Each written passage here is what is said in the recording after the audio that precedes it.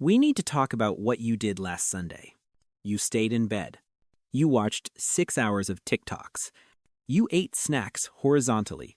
And the entire time, a little voice in your head was screaming that you are lazy, unproductive, and wasting your life. That is called bed rotting, and it is taking over the internet for a reason. But what if I told you that voice in your head is wrong? According to neuroscience, bed rotting is not a sign of failure. It is actually a sophisticated biological defense mechanism. Your brain is not breaking down, it is desperately trying to save you. Stay with me, because understanding why you rot might just be the key to actually feeling rested for the first time in years. To really understand why you cannot get up, we have to look at how you live. Modern American life is basically a constant state of high alert, hyperarousal. You are answering Slack messages at dinner, dodging traffic, worrying about rent, and processing endless news cycles. Your sympathetic nervous system, the fight or flight mode, is stuck in the on position. Eventually, your body hits a wall. It cannot sustain that cortisol output anymore. So, it pulls the biological emergency brake. In polyvagal theory, this is called a dorsal vagal shutdown. It is a freeze response. Your brain decides that the outside world is too overwhelming, so it forces you into a state of immobilization to conserve energy. This leads to a specific state therapists call functional freeze. This is the crucial missing link. It explains why you can physically move your thumb to scroll through Instagram, but the idea of standing up to take a shower or fold laundry feels like climbing Mount Everest. Your brain has categorized those tasks as high-energy threats. When you are bed rotting, you are not being lazy. You are in a biological hibernation mode because your battery did not just hit zero, it went deep into the negative. Your nervous system is literally grounding you to keep you safe from burning out completely. It is not a choice. It is a physiological mandate. But here is the catch. If your body is in deep hibernation mode, why aren't you actually sleeping or meditating?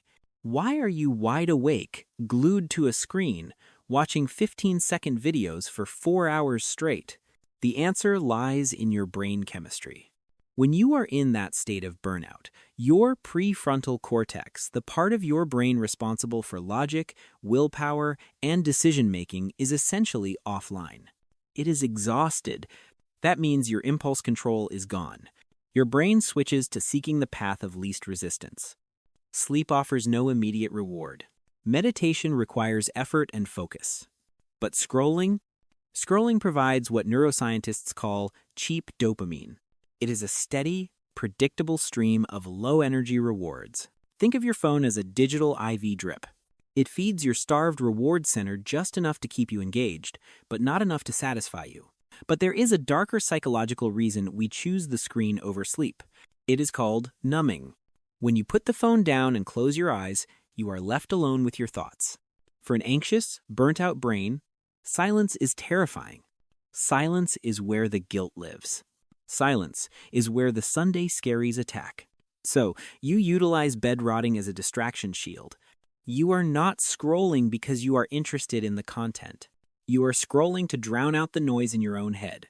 Psychologists refer to this state as the machine zone. It is a trance-like state similar to playing a slot machine, where you lose track of time, space, and self. You are comfortably numb, suspended in a digital limbo where you do not have to think, feel, or perform.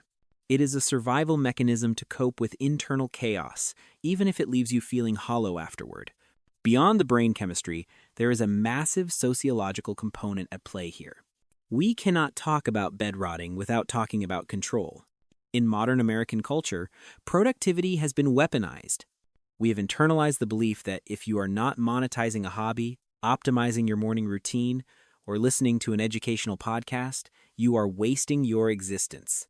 This constant pressure creates a psychological deficit in what experts call autonomy. Deep down, you feel like a commodity. Monday through Friday, your time belongs to your boss.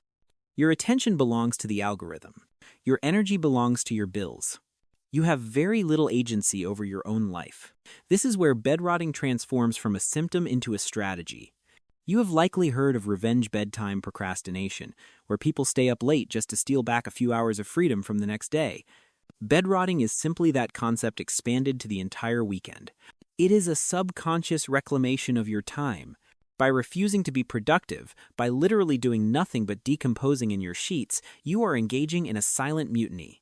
It is a way of saying, I own this body, and I am choosing to do absolutely nothing with it. For a generation that feels like they are running on a hamster wheel that never stops, remaining horizontal is a radical act. You are attempting to satisfy a deep psychological hunger for agency. The rotting feels weirdly empowering because it is the one time in your week where the expectations of the world hit a closed door. You are not just being lazy. You are engaging in a protective protest against a world that demands too much of you. You are taking your power back, 1 hour of inactivity at a time. However, we have to be honest about the danger zone. While taking your power back is valid, there is a distinct difference between restorative rest and destructive rotting. The difference is not in what you are doing, but in how you feel afterwards. If you wake up on Monday morning feeling recharged and ready to face the world, that was rest. But if you wake up feeling groggy, ashamed, and even more exhausted than when you started, you have crossed a line. This often happens because of what psychologists call the shame-stress loop.